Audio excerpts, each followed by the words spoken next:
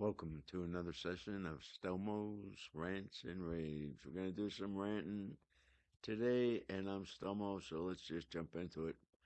So, the Liberty Daily is running an article with a headline that reads America's fanatical left wing mayors are malignant, right?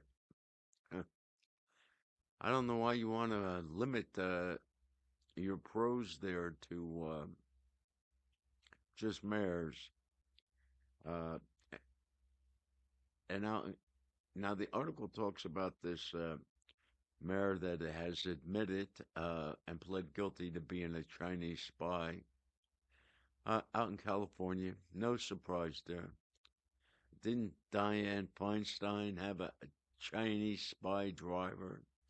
And of course, we all know about our buddy Eric Swalwell and Fang Fang. Eh, you just shake your head, but you know, all this started going back to Bill Clinton because, so far as I know, uh, President Clinton was the first president to accept money from our enemies, namely the Chinese. You know, Bill Clinton was involved with Charlie Tree, and his campaign received all sorts of illegal funds. Now, a lot of that money they got caught on and had to be paid back, but there were still significant amounts of money that the Chinese poured into his campaign. And Americans seem to be fine with this. Americans don't seem to have this problem that they should have over the Chinese because Chinese are buying land here. They're buying land near our military bases. I wonder why they would do that, of course.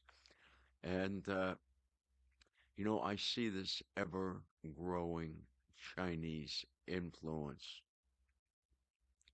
And let us not forget that our wacky neighbors to the north, and I don't necessarily mean the people up in Canada, I'm just talking about the loony leftist leaders that they have. And it's shameful. It really is shameful. And it is what it is, though, and we have to deal with it. And so, what are we going to do about it? Well, sadly, I don't see the American public doing anything about all of the, not just the Chinese influence, but all of the corruption. And that's going to bring it down. And of course, that reminds me that one of the problems that I see that Americans have, at least in my opinion, they're spoiled. They really don't know what repression looks like.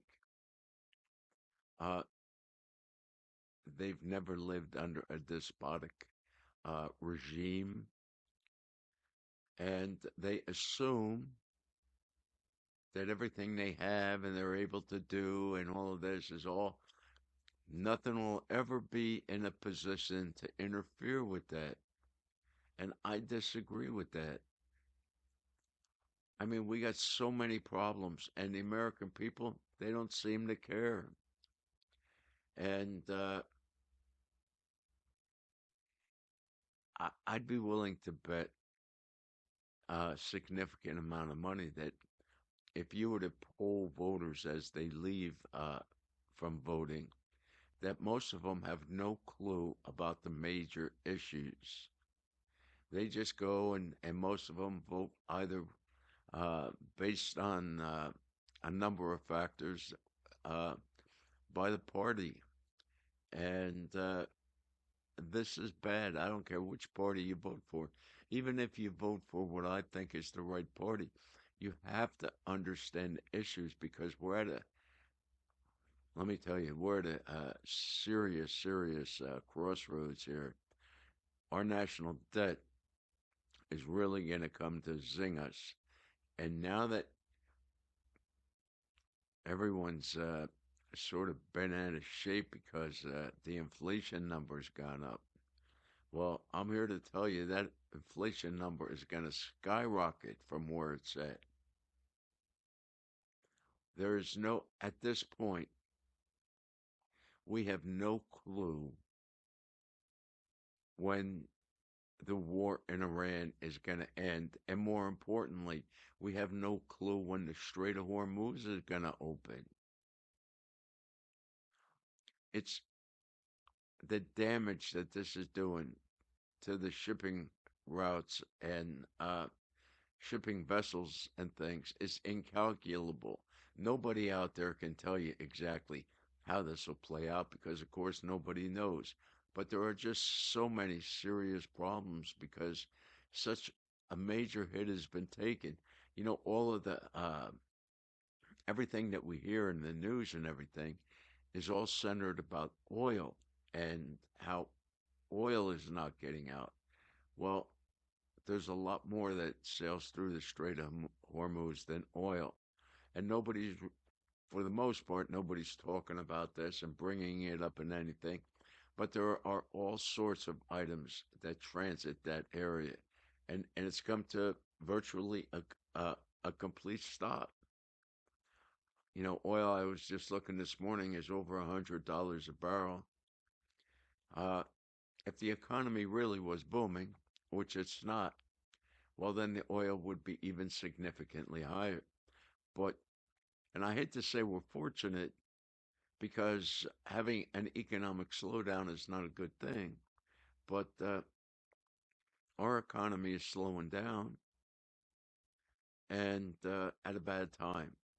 So we've got all of these things happening out there, and it doesn't bode well. It does not bode well. I don't know how it's going to play out, but we got severe financial problems. You got the Strait of Hormuz is really going to mess up not just energy, but food and everything else. It's going to, and then on top of everything else, we have the hantavirus lurking out there.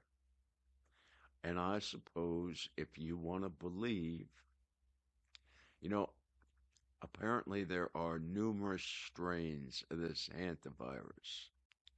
And just one of these strains has the capability to transmit from human to human. And just so happens that was the one strain that got put on a ship and sailed to multiple ports where they interacted with multiple people. And what's interesting is some of the ports that this ship visited are what most people would call in poorer countries. These countries may not have the assets to react if it breaks out in their countries. And I suggest that there's at least a decent chance that that's what's going to happen because depending on which source you want to listen to, I have been finding they're saying that it's a 6 to 8 week uh, gestation period where nobody will show any signs of it. And so for weeks, people are going to be able to intermingle and spread it. And then, so certainly this has the capacity to be the second pandemic. In my mind, I have no doubt that that's what they're attempting. Now, how successful it is remains to be seen. See, I think the first pandemic, I don't think it went over as good as they thought it would. I think they believed that it would result in many more people needing the services of a mortician. And I think what happened is uh, it muted and or mutated, and the subsequent strains just weren't as deadly. Yeah, they killed people, and of course now we're finally finding out. Yesterday, Rand Paul had a CIA whistleblower telling us they knew right from the start where this came from, and it came from Wuhan, China. And why did they want to keep it quiet? Well, because they were doing something illegal. They were. The United States was financing gain of function research in China. I also strongly suspect the same thing was happening in Ukraine. Now, why we have these mad scientists looking to make diseases more deadly, because that's what gain of function research is. Take a virus and make it as deadly as you can. There's no reason why anyone would do that. But ask yourself how many people have been prosecuted over that. And I will concede that, I don't know, last week, 2 weeks ago, in the last couple of weeks, they finally have arrested one of Fauci's underlings. And I'm, I'm hoping, because the way that these things should work out is that's they should go for the lower guy and then tell him, hey, you're looking for the rest of your life in prison. Uh, we might be able to shorten your sentence if you just provide us with who was directing you to do all these things. So we'll see if they build a case, but why is it taking so long? And the American people, in my humble opinion, they should be out in the streets in many, many places. And I don't mean uh, like these young kids going and taking over uh, intersections or going into stores and raiding the stores and causing the owners thousands of dollars in damage. I don't know how uh, it'll play out to stop those kind of activities, but the American people need to get out to protest their government, the government that continuously lies to us, the government that is known pretty much from the start that pandemic started in Wuhan. And it started because a particular person named Dr. Anthony Fauci was providing the money so that they could research this disease, make it deadly, and then get it released. And they say, yeah, it was accidentally released. I don't know. Maybe that's true. I don't understand why they're doing this research. Why would you want to make a pathogen even more deadly? I can't comprehend this. It's like nonsensical. But it is what's happened and it's what we have to deal with. So with that, I'm going to wish everyone a really good day. Stay safe. It's a crazy world. The Lord only knows what we're going to hear each day moving forward, because it gets crazier and crazier. But it is what it is, and we have to deal with it as best we can. Thank you, and have a great day. Bye bye.